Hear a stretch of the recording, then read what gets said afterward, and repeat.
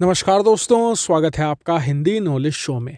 तो दोस्तों, जब अमेरिका के राष्ट्रपति जो बाइडेन बने तो ऐसा नहीं था कि भारत के लिए सब कुछ निगेटिव ही था, कुछ पॉजिटिव था, जैसे कि ईरान और अफगानिस्तान।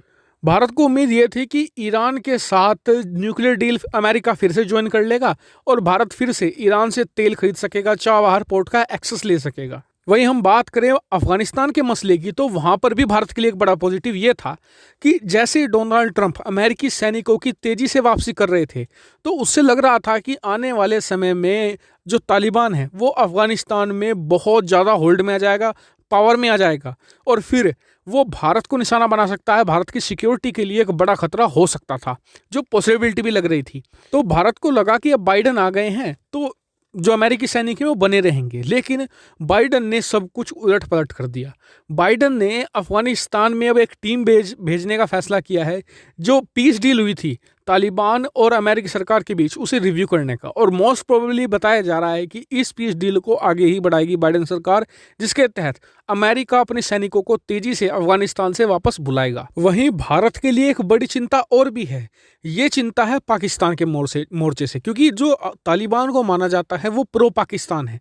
ऐसे में भारत को चिंता यह है कि मान लीजिए तालिबान सत्ता में आ जाते हैं, उनके पास पैसा होगा, पावर होगा, तो ऐसे में वो भारत के अंदर बहुत ही ज़्यादा क्योस मचा सकते हैं। पाकिस्तान के इन्फ्लुएंस में आकर कश्मीर में बहुत ज़्यादा इन्फिल्ट्रेट कर सकते हैं। तो भारत की इंटरनल सिक्योरिटी के लिए बहुत ही बड़ा चैलेंज हो जाएगा। और साथ ही भारत जो अफगानिस्तान के रास्ते पाकिस्तान को घेरने की जो रणनीति है वो भी पिछड़ जाएगी, क्योंकि जब तालिबान आएगी वो तो प्रो पाकिस्तानी होगी। ऐसे में भारत अफगानिस्तान के रास्ते पाकिस्तान के खिलाफ कुछ कदम नहीं उठा सकेगा। ये भारत का जो एक एडवांटेज है वो डिसएडवांटेज में बदल जाएगा।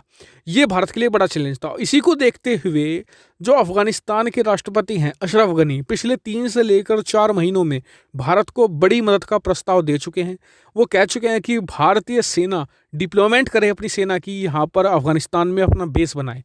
लेकिन अब भारत ने इसे मना कर दिया है, और मना करने का कारण यह था कि गलवान घाटी की हिंसा के बाद भारत ने अपने ज़्यादातर ट्रूप्स को रेडी रखा है कि अगर चीन के साथ पता नहीं युद्ध कब शुरू हो जाए।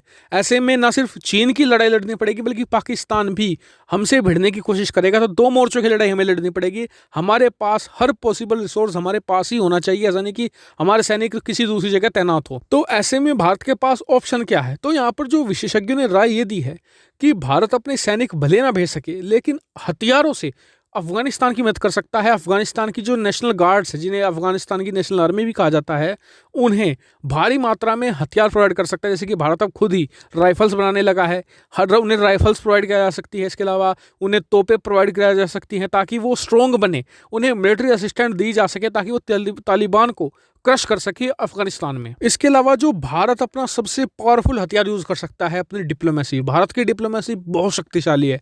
अगर भारत नाटो के सभी देश, क्योंकि अफगानिस्तान में सिर्फ अमेरिका नहीं है, नाटो के सभी देश वहां पर इस समय तैनात रहते हैं, अगर उन्हें यह समझाने में कामयाब हो जाए कि मान लीजिए कि आप तो निकल जाएंगे, 4 से 5 साल बाद वहां पर तालिबान फिर एक तरीके से पावर में आ जाएगा, दुनिया भर में आतंकवाद मचाना शुरू कर देगा, तो आपको दोबारा फिर आना पड़ेगा। इस तरह की बातों से भारत एक डिप्लोमेटिक प्रेशर बना सकता है नाटो पर। तो 2 तरीके से बड़ी मदद की जा सकती है, और यकीन मानिए भारत ने मदद करनी शुरू भी कर दी है। भारत पिछले कुछ सालों से लगातार जो अफगानिस्तान की सेना के जो कमांडर्स होते हैं, जो इनके सैनिक होते हैं, तो उन्हें ट्रेनिंग भी देता है। इसके अलावा भारत ने हाल ही में 2 हेलीकॉप्टर भी दिए थे, बड़े जो मतलब कि अटैक हेलीकॉप्टर थे, जो रशियन मेड थे, वो भी दिए थे अफगानिस्तान को। और लगातार छोटे मोटे हथियार प्रोवाइड कराता जा रहा है भारत, ताकि अफगानिस्तान में अफगानिस्तान की सरकार ही पावर में रहे। हालांकि अभी भारत को डिप्लोमेटिक प्रेशर बनाना बाकी है। मेरे हिसाब से सरकार को तेजी से इस पर प्रयास भी करना चाहिए। आपका क्या मानना है इस पर? कमेंट करके जरूर बताएगा। साथ ही वीडियो को शेयर कीजिएगा और चैनल को सब्सक्राइब करना बिल्कुल मत भूलिएगा। Thank you for watching video.